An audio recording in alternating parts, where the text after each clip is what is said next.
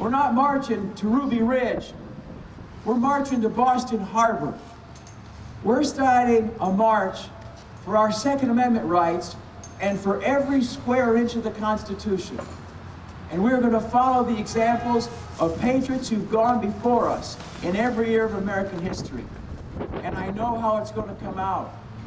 We are going to win. And that stripe on that flag is going to be as much a part of America as any other piece of this country. Because God is the author of our liberty, and as we fight to defend that liberty, God will have our back. And as the man from the Frederick Douglass Society knows, it was Frederick Douglass who said, "One with God is a majority." And we here today are a lot more than one. God bless you, and God bless the Constitution of the United States of America. Patriots, I know we're losing some, but I appreciate you sticking around. Like you, I have always been a law-abiding citizen, but on January 15th, life as we knew it horribly changed. After a message of necessity was instituted by Governor Cuomo, and a vote was rushed through the legislature in the middle of the night, law-abiding gun owners became criminals with a quick stroke of a pen.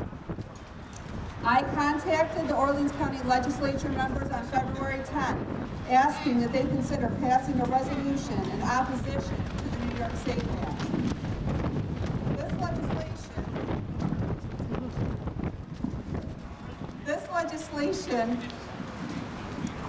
This legislature quickly proved that they are more than supportive of the law-abiding gun owners of Orleans County.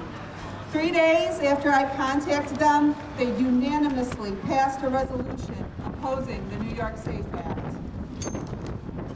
The legislature then took their actions a step further, and 2 weeks later passed a resolution asking the state to pass legislation protecting the privacy of pistol permit holders.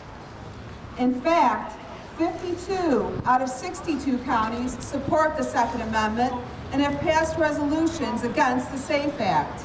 And yet, the governor has not gotten that message. Our rights and the Constitution apparently mean nothing to him. It does not fit into his agenda. In this madness, this unconstitutional lunacy is spreading across the country. Legislatures in several states and the federal government are pinning the problem of gun violence on the law-abiding instead of going after the criminals. There are plenty of gun laws on the books that go unenforced. If they punish criminals to the fullest extent of existing laws, instead of plea deals and time off for their behavior, maybe we would reduce the number of repeat offenders on the street. That would be a great place to start. They claim that laws like the SAFE Act will keep us safer. That is a lie. In fact, these types of legislation are making the world very unsafe, especially for women. In response to women's concerns about defending themselves, several legislators, and even the Vice President, have shared how best women can defend themselves. If I blow a whistle, vomit, urinate, or defecate on myself, and passively resist. Ladies, do these suggestions by our elected officials make you feel safer? Men, is this how you want the lives of your wives,